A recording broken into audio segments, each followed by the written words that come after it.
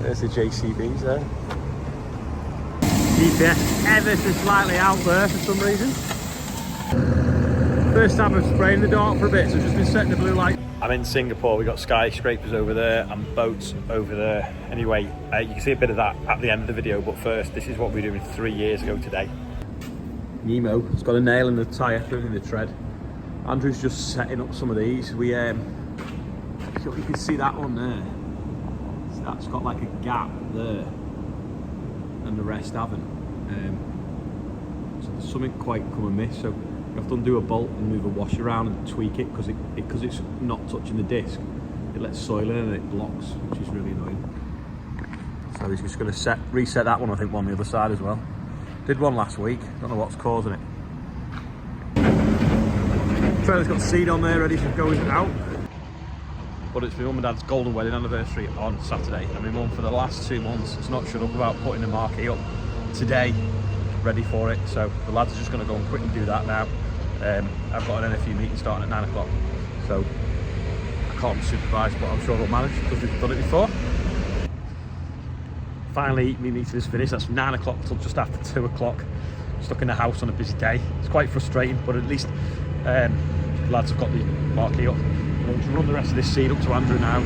Starting the last fill of barley now. I think we'll have a little bit of seed left as well, so we might do another one. I think it's spuds inside. So I'm going to set them filters, so I've got some tools. Just moving them washers down there. Change the spacing of the coulters against the disc. Hopefully it should kick it to the right shape. We're a washer short of spacing it properly. The perfect one's on there, so I'm just going to nick one off that power here. Turns out the washers on the Merlin mud guards and unplate don't fit, so I'm going to have to shoot back the yard on the fast track, get some washers. Got a tub of washers, but I'm going to take a pry bar with me because there's a spring. It's really hard to get in. Well, it's one here, but it's not. And get a pry bar with us, just make it a little bit easier. Yeah, these have been running out of line slightly. You have to put an extra washer in there to packer them close. So that's carbide, so it doesn't wear, but not an easy job. But if it gets a bit of a gap, lets a stone or a bit of soil in, and then it forces it out wider, and it jams the disc from turning. So you have to get off and mess about with it. But anyway, it's sorted now. But it wasn't easy, because that spring's quite tight for getting it in. It's like a 5-handed job. And he's off again. Yeah, we messed around for quite a bit. Not having the right washers didn't help to shoot, like I say, shoot back the yard. But I think we're just going to have to shim the fuel up now. I don't quite know what's causing it. Must be just a little bit of wear now in it. GPS ever so slightly out there for some reason. Andrew's gone twice around this field now, 24 metres. Another time around. I bet you that is a third of the field done. Just got the last bag to fit in now, so I can take the Merlot back. And I think there's seeds arriving as well that we need, the wheat seed. Load this on now, and then we're going to put the fast track back on the front of it. Like a seesaw. So it turns out we had the wrong code in the GPS, so it hadn't been using full RTK. Anyway, let's see what it's doing now. Andrew's just looped round at the end. He's set back in, and it's supposed to be accurate to within a couple of centimetres. Suppose it probably is. That's that width there and that width there are pretty similar. Maybe 20 centimetres out perhaps. Maybe supposed to be 10 centimetres out, but maybe it's back on the line there. A little bit of a slope to the field perhaps. This one's actually running off the base station on Bill and Joe's shed. It's owned by the New Holland dealership, but it's the strongest one in our area. Apart from that RTK network that we're running the mower off, I think that'd work in our area as well. So maybe when that expires in December, we'll see which is the cheapest to go with. But you have to sort of pay for a subscription, unless you're Joe and you've worked out how to make your own base station. Joe Seals, that is. the rest of the wheat seeds arrive. We got this from Highfield Seeds, who we grow the seed beans for. It's going to rain tomorrow. I think we're going to get 9.5 mil of rain, so we could stay out drilling late tonight to get it in, but if that 9.5 mil turns into 20 mil, it won't do it much good, so we won't bother. We'll just call it a day after finishing that barley. So at least the seeds here for next time we go out. I've put a twist in the necks so that the bags will spin. Oh, they're not going to. And then that way we've got the name and the variety in the right place in the pile.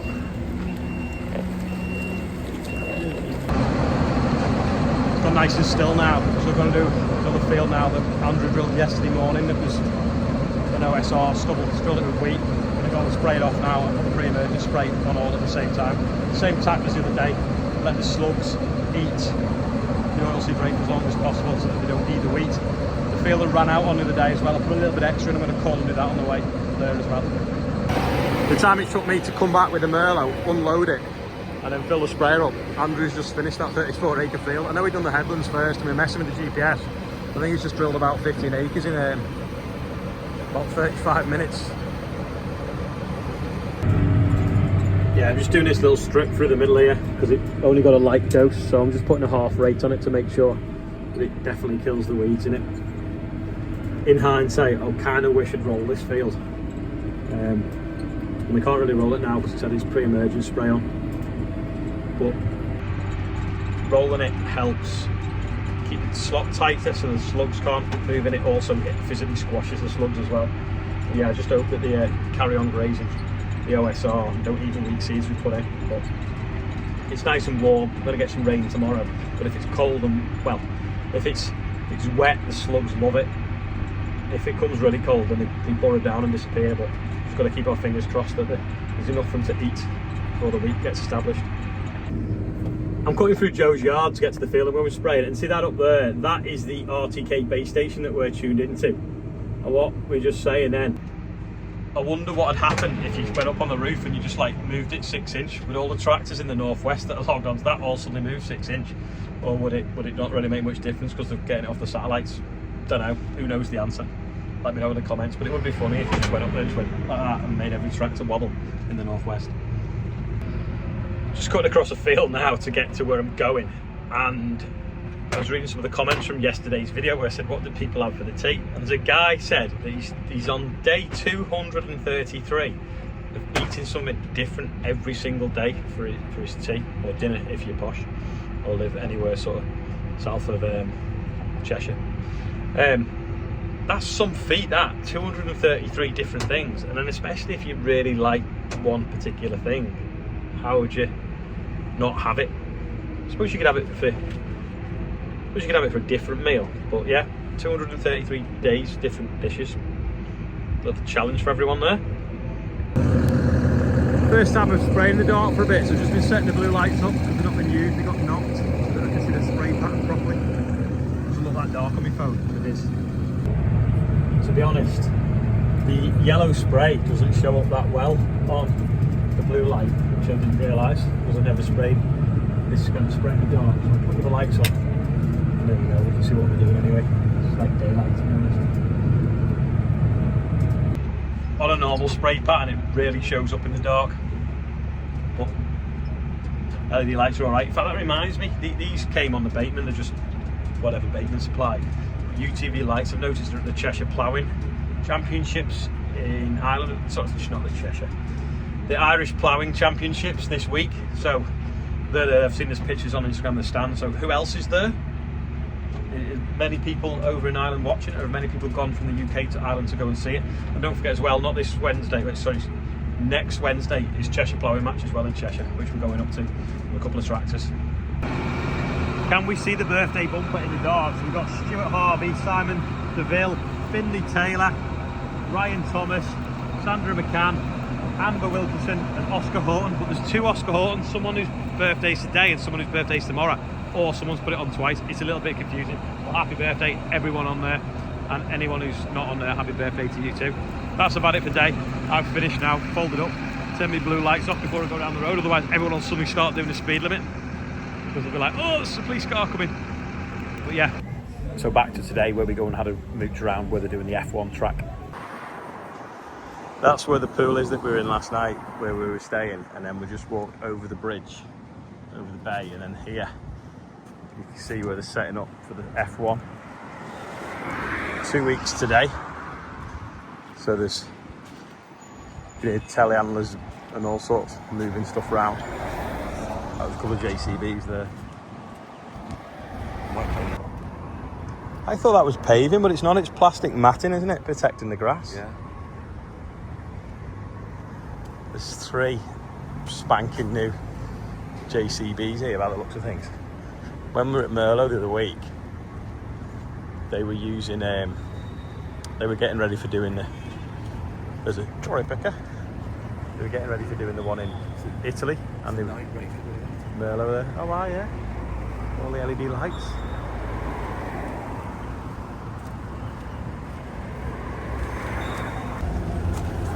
This big slab of metal with concrete blocks on is actually a temporary gantry to hold them lights.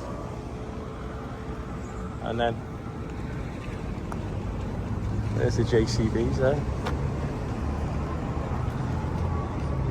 So this is obviously some of the track. And they must go off up there, do they? Come around this bend. Is that out the... and then...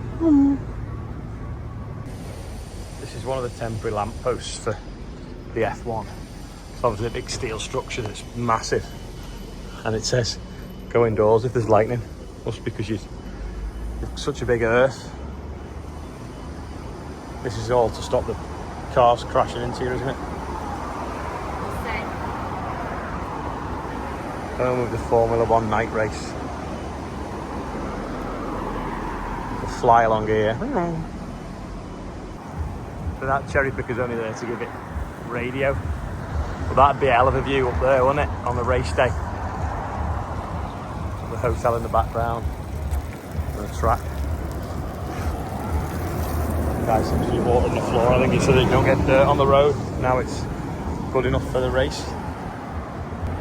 We're supposed to go diagonal across a park, but the park now seems to be a load of seats that says Singapore. So we're in Raffles because everyone said if you're in Singapore you need to go to Raffles and have a Singapore sling, which is where they were invented. And it's weird because you've got a bag of nuts and then the floor's a mess. And the fans have been... First place that invented ceiling fans apparently, and a long bar. So this is it. We didn't know what it was all about till we got here. We still don't. Yeah, we still don't.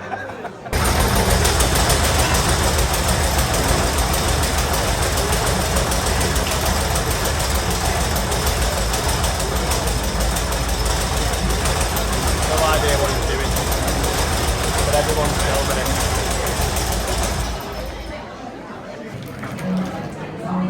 So it's a cocktail shaker.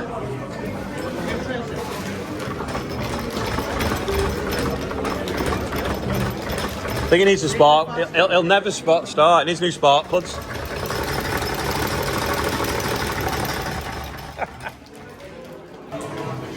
It's just the opposite of an engine, isn't it, really? You just got the crank at the bottom, and instead of the pistons going up and down, the cocktail shakers go up and down. It's got a straight drive with eccentric bearing. Yeah. There we go, the Raffles Sling Shaker.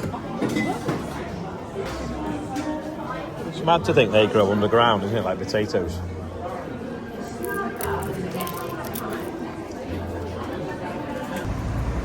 There's some pretty tall buildings here. And a bus? Yeah, we've just been Raffles anyway. Apparently it's world famous. Famous for inventing a Singapore sling, which apparently years ago it wasn't etiquette for girls to drink. So he invented a Singapore sling which looked like they were drinking fruit juice but really had gin in it or rum or something, so it became famous. So that is what we've just had, a Singapore sling in Singapore. That's more lighting for the track, so they must go around this bend, mustn't they? Imagine the noise that will be in a few days. That's all the pit garages.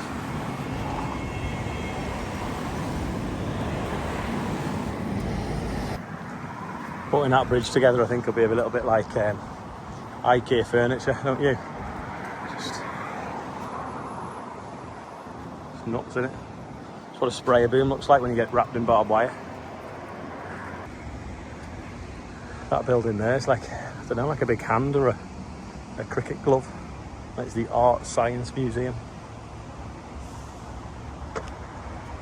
But yeah, that bridge is pretty special.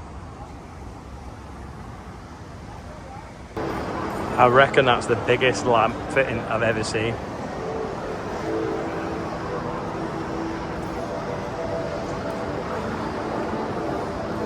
It's 1, 2, 3, I don't know, loads of stories high. That there for cleaning the windows, like it folds down into a cherry picker and they must go all the way around and clean it. In here is absolutely massive and it's all air conditioning, yet it's made of glass. How much would the electric be, Bill? We're not exactly sure what it is, but there's water coming out of that big basin and you can get on a boat and sail through the shopping mall. That is mental. Apparently there's going to be a waterfall in a minute. The fancy watch here looks very expensive and I can't even tell the time on it. There's 3 of them in the window. Must be dear. It's obviously glorious sunshine here. It's not rained here at all while we've been here, including in Bangkok yesterday. And my dad said we've had 40 mil of rain in 24 hours, which is the most we've had since the 17th of October last year. So the wettest 24 hours period for nearly a year. Anyway, I'm going to end the video now because I'm going to lose Wi-Fi. I'm travelling to the airport and we're flying to Brisbane. My days are completely mixed up. I couldn't do the birthday because no one had put any on the list yet, but they will be on tomorrow if they've not been on today. But if you've made it to the end of the video, thank you. I know it's not really farming content apart from the rerun, but I appreciate if you have watched anyway. And I will see you all tomorrow from Brisbane when we might see some farming.